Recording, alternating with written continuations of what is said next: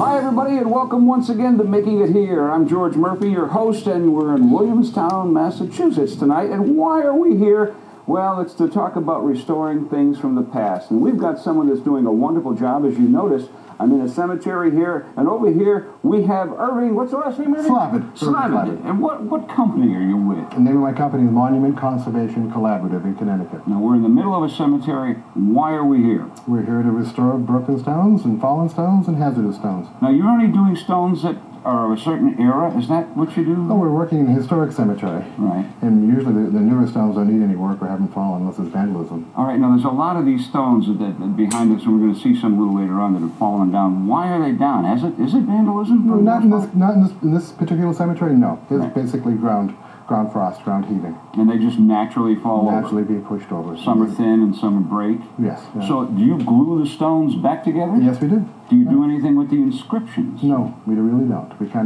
have a philosophy, conserve as found. So we don't add anything or embellish anything. All right, so you put it back up. Put it back together. The pieces together. Yeah. But the printing, if it's hard to read, it stays there. You just have to put up with it. Right. All right, so where do you start? Where do we go? Let's see how this works. Let me show you. Okay, great. George, here's some stones, typical condition. Frost heaves.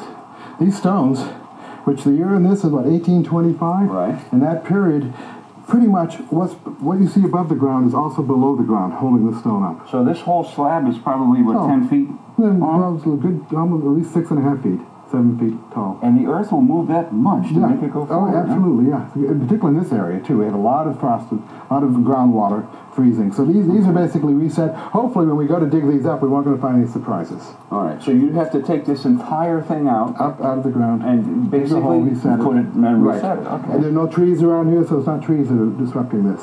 This stone here is broken. And it was probably as high as this one. Oh, yeah, you can see the base. So now we got a more complicated restoration here. So you'd have to actually, I would think, bring the base up higher? Either bring it up higher or put in, and that's not a base, it's the lower fragment. Right. Either bring that up higher and reset it if we can, or make an entirely new below-grade base for it. Is this limestone, Irving? No, these are all marble. All the stones here are marble. And this guy this is what we call is becoming hazardous. As soon as it starts tipping up to a certain degree, the center of gravity changes, and this stone could tip over. So conceivably, this could fall on somebody. Yes, yeah. Matter of fact, this piece up here, I believe, is loose. Yeah. Right. And then the finial is down there. Down at the bottom. Okay. So we're going to have to perhaps take this apart. This is moved off of its setting. See this? Oh, boy, I guess so. Moved back. So we have to take this apart, re-level it, and put it back together. We need a whole scaffolding arrangement. So it would take, I notice you've got a staff back here with you. How many people how long would it take to get this right again? Pretty much it could be, hopefully a day. A day? Once we set the scaffolding up and have it in place, taking it apart pretty much a day. And do you clean any of the... Sometimes.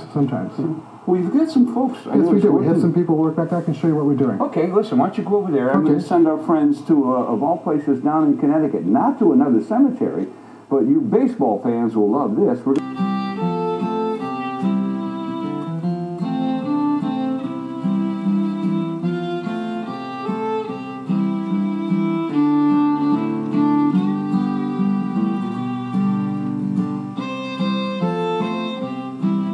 You know, it's kind of an unusual place to be in a cemetery, but the beauty of this place with the cows in the field there. What are they doing over here now, Larry? Well, they're getting ready to pour the lower fragment of this stone, as we did right next to it. We did that one yesterday. Oh, this is like a twin. And you discovered this under the ground? We discovered this whole granite base below grade. We discovered it a few days ago. And it's very unusual to have a double base like this made out of granite. But we're resetting this into a line-based grout, which will be a weak link. In case this stone should ever fall over again, it'll hopefully just pop out of the slot. Now, is there any rhyme or reason, as far as you know, as to why these two stones weren't buried 6 feet down? Well, they were. Oh, they were? Yeah, but then they broke. And this base, while it's old base, is probably 100, 120 years old.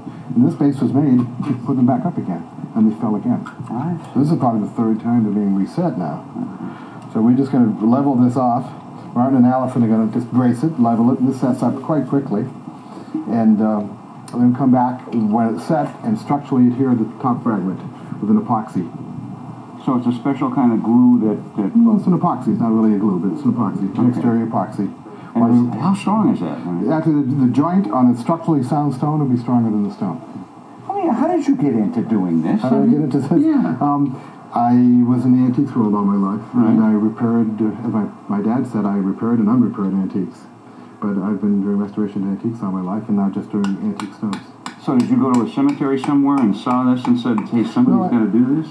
Pretty much, yeah. I helped a friend who was a professor at Columbia in their architecture department back in the 70s with epoxies in cemeteries, and they just kind of evolved. And approximately how many stones do you have to fix in this cemetery? Would you know? This year we're doing 66. Last year we did 110. In this cemetery? Yeah, in this cemetery, and there's still another, after we do the 66, another 100 odd to do. So it's a 3-4 year project. And one thing I'm curious about, if there's survivors of any of these people that are down here, do you have to contact the families to find out if this is okay? No, we don't. Actually, the historian came by this morning saying these 2 stones are very important to them, and the survivors are still here. That's amazing. In town. So we'll clean them next year. It's a little too cold to clean them right now with the water. All right, so when the snow comes, obviously you have to... We have to stop. When the frost comes, we pretty much have to stop. Well, we get serious frost. We're learning a little bit more about you. You can help these guys out if they need you. Well, I think you should. Get down here and get your hands dirty. All right, they want me to get my hands dirty. And while we're down here restoring these beautiful stones, we found someone else of interest to you who's involved in restoring things too. Watch this and come on back. Back here in Williamstown, Massachusetts, we're with Irving and his crew. And Irving, you're about to do something magnificent here. You're going to glue a headstone. We're going to put these 2 stones back together. We're using an epoxy, a 2-part structural adhesive. Okay. And Martin's got coats of the epoxy in both ends, both sides. Don't you need a lot of that stuff? And we're going to pick this up. I hope. We don't want to chip it and get dirty on it, so go. Yeah. No, we don't need a lot of it. I guess not. Okay. We're going to set this on here. Here but and go to you, Martin. Yep. Okay, ready? Okay. Look at that. I'm going to get it to you. Actually, Now this thing The whole thing to you. brackets up. But let's get it to you first. Let's get it to you first. This could have been on the ground for This bracket should have been a little higher. Be careful when we do this.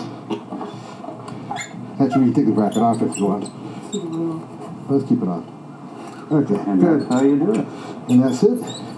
Bigger stones, you need more arms, correct? Absolutely. And more clamps. Now, how long is this going to take to dry, Irving? Well, depending on the weather. If it's really warm, yeah, it'll be pretty much set tomorrow. But by now, it's another day or 2, it'll be structurally sound. In a week, completely sound. And then what do you have to do? You just bury in the base? No, clean it up a little bit? Clean it up, and we're going to be patching the crack. Okay. I'm just seeing how this is fitting. Martin's going to pull it that way. And we'll line it up. Once this is all fit, we'll be patching it with a crack filler. You've got plenty of them you've already finished over here somewhere, right? Yes. All right. Let me show you some of those. Good. That's got to be tighter. Oh, yeah, I know. George, let me show you some of the work we did last year, because it's hard to show you the finished product. This stone was fallen over. This was loose from its base, and from that base we had to reset it. And we've used a grout in here, similar color to the stone that you really can't see all that well. I hope you can't see it too well. Right in with it blends pretty well. Your eye accepts that. Right. This stone was tipped, hazardous or fallen over, the same kind of grout, reset. But one of the philosophies we try to strive to is conserve as found, something called conserve as found. Okay. We don't add or embellish anything to the stone. And this stone here was missing some letters. It was broken, had to be reset. We patched, all this piece was completely missing. And maybe with the close-up camera that's quite obvious, but for the passerby going by, your eye accepts this.